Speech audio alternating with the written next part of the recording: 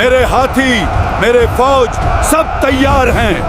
काबा तक का रास्ता अब दूर नहीं। یہ کہانی ہے ابرہہ کی، ایک ایسے انسان کی جو اپنی طاقت، اپنی فوج اور اپنے ہاتھوں کے بنائے ہوئے گرزے پر اتنا فخر کرتا تھا۔ میں ہوں ابرہہ، یمن کا حکمران۔ آج میں اپنی فوج کے ساتھ نکل پڑا ہوں۔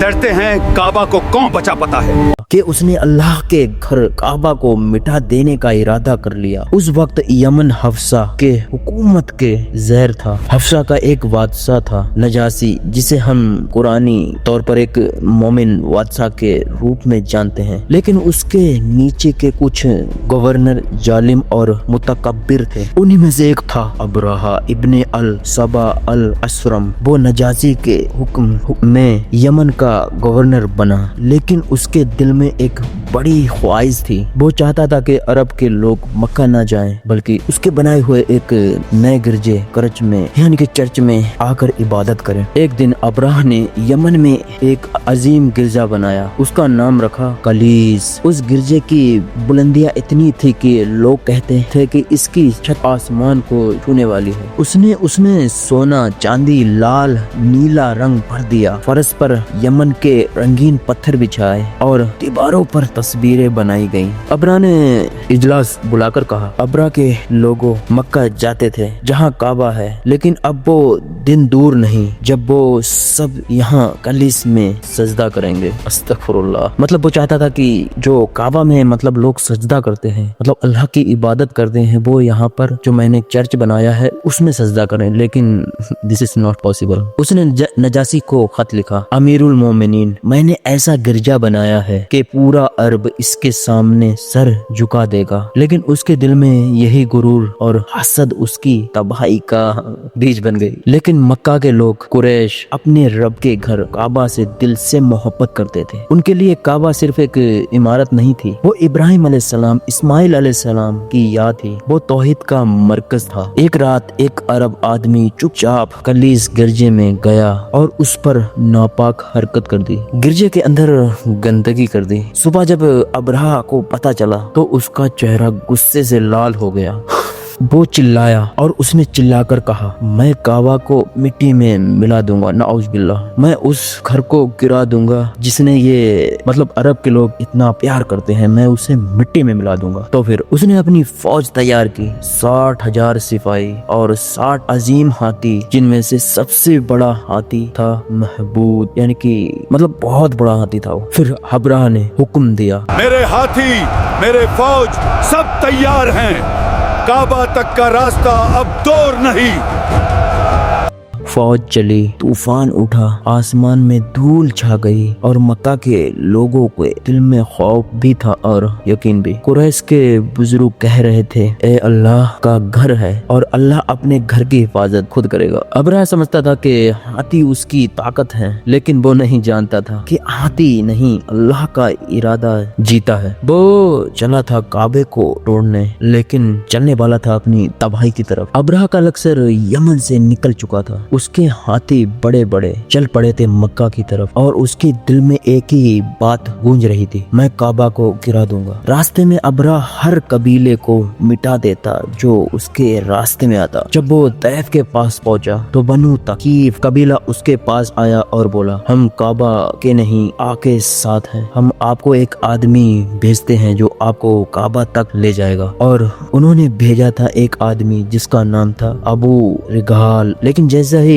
وہ لوگ مغماس مکہ کے قریب پہنچے، ابو رگاب مر گیا۔ آج تک عرب کے لوگ اس قبر پر پتھر پھینکتے ہیں کیونکہ وہ اللہ کے گھر کے دشمن کا رہنما بنا تھا۔ ابرہہ نے اپنی فوج کو روکنے کا حکم دیا۔ اس نے مکہ کے آس پاس کے جانور اور مال غنیمت کو طور پر لوٹ لیا، لیکن ان اونٹوں میں تھے عبد المطلب کے 200 اونٹ بھی۔ جب قریش نے سنا کہ ابرہہ آ چکا ہے تو لوگوں میں خوف کا ماحول تھا، لیکن ان کے سردار عبد المطلب ابن حاسم نبی کریم صلی اللہ علیہ وسلم کے دادا، انہوں نے کہا ہم لڑائی نہیں کریں گے، یہ اللہ کا گھر ہے اور اللہ اس کی حفاظت خود کرے گا۔ پھر عبد المطلب نے اپنی عزت کے ساتھ ابرہہ سے ملنے کا فیصلہ کیا۔ جب وہ اس کے کیمپ میں پہنچے تو ابرہہ نے ان کی شان دیکھی، ان کے چہرے سے نور ٹپک رہا تھا۔ ابرہہ نے عزت سے انہیں اپنے پاس بیٹھایا اور ٹرانسلیشن سے کہا، یعنی کہ جو لینگویج کو ٹرانسلیٹ کرتے تھے اس کی لینگویج الگ تھی اور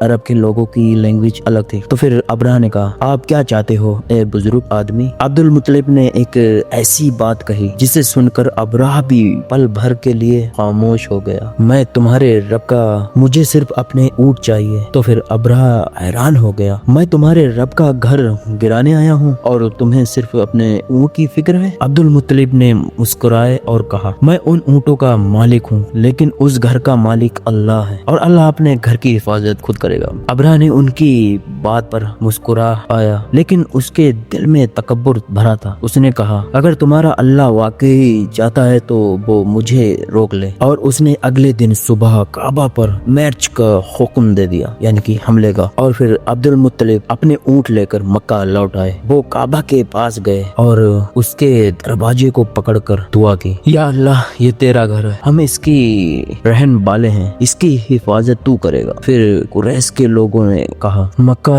چھوڑ دو، پہاڑ کی طرف چلے جاؤ، اللہ اپنا فیصلہ خود کرے گا۔ رات بھر مکہ خاموش تھا، آسمان میں تاروں کی چمک تھی لیکن زمین پر دل دھک دھک دھک کر رہے تھے۔ سب کہتے تھے کیا اللہ اپنے گھر کی حفاظت کرے گا؟ پھر صبح ہوئی، ابرہہ نے اپنے ہاتھوں کو رکنے سے منع کیا لیکن جیسے ہی انہوں نے ہاتھی محمود کو کعبہ کی طرف بڑھایا وہ ہاتھی رک گیا۔ اس نے جب بھی کعبہ کی طرف لے جاتے اسے، وہ جھک جاتا، زمین پر بیٹھ جاتا، لیکن جب دوسری طرف لے جاتے تو وہ دوڑ پڑتا۔ یہاں سب سمجھ گئے کہ یہ کوئی عام لڑائی نہیں ہے، یہ رب البیت اللہ اور ایک ظالم کے درمیان کا مقابلہ ہے۔ ابرہہ سمجھتا تھا کہ اس کے پاس ہاتھی ہیں لیکن وہ نہیں جانتا تھا کہ آسمان پر اللہ کے پرندے تیار ہو چکے ہیں۔ اور پھر جب محبوب ہاتھی آگے نہیں بڑھ رہا تھا، ابرہہ کے سپاہیوں نے اس پر بہت اتیاچار کیا، اس کی مار لگائی، اس کی آنکھوں کے سامنے لوہا دکھایا، اس کے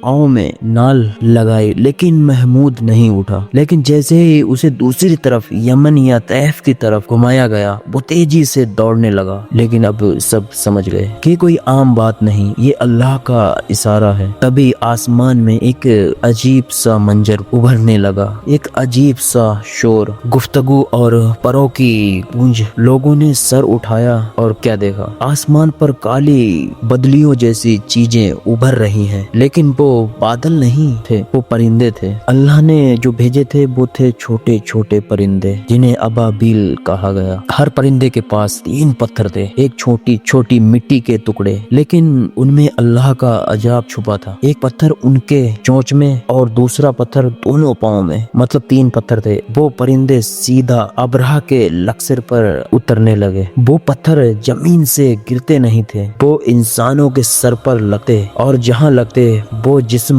جلا کر راکھ کر دیتے۔ جس پر پتھر لگتا اس کا جسم جیسے گل جاتا، جیسے ماس گرم لوہے پر پگھل جائے۔ سپاہی چیخ رہے تھے، ہاتھی بھاگنے لگے اور ابرہہ اپنی آنکھوں سے دیکھ رہا تھا اس کی پوری فوج خاک بن گئی تھی۔ ابرہہ نے بھاگنا چاہا، اس کے چہرے پر ایک پتھر لگا، اس کا جسم ٹوٹ گیا، اس کے ہر حصے میں سے خون نکلنے لگا۔ ابن عباس رضی اللہ تعالیٰ عنہ کے مطابق اس کا جسم ٹوٹ ٹوٹ کر گرتا گیا اور جب وہ یمن پہنچا تو اس کا دل اس کے سینے سے نکل گیا اور وہ وہیں ہلاک ہو گیا۔ ایک ایسا بادشاہ جو کعبہ کو گرانے نکلا تھا لیکن اللہ نے اسے مٹی میں ملا دیا، اور اللہ نے اس واقعے کو ہمیشہ کے لیے قرآن میں امر کر دیا۔ اور اللہ تعالیٰ سورہ الفیل میں فرماتا ہے، کیا تم نے نہیں دیکھا کہ کہ تمہارے رب نے ہاتھی بالوں کے ساتھ کیا کیا۔ وہ فوج اپنے تکبر میں کعبہ گرانے آئی تھی، وہ صرف کچھ پتھروں سے مٹی میں مل گئی، اور یہ اللہ کا وعدہ تھا، میں اپنے گھر کی حفاظت خود کروں گا۔ یہ واقعہ صرف عجاب کا نہیں تھا، یہ ایک اشارہ تھا۔ کعبہ کی حفاظت کا مطلب تھا اب ایک ایسے نبی کا آنا طے ہو گیا جو توحید کا پیغام پورے عالم میں لے کر جائے گا، مطلب آئے گا۔ اور یہ واقعہ ہوا تھا اسی سال عام الفیل، جسے سال آپ صلی اللہ علیہ وسلم کی پیدائش ہوئی تھی۔ ابرہہ گیا، اس کی فوج گئی، لیکن کعبہ آج بھی قائم ہے، کیونکہ اللہ نے کہا تھا یہ میرا گھر ہے۔ عام الفیل کے بعد نبی کریم صلی اللہ علیہ وسلم کی پیدائش کا پیغام، کیسے اللہ نے ابرہہ کے عذاب کے بعد رحمت بھیجی۔ سبسکرائب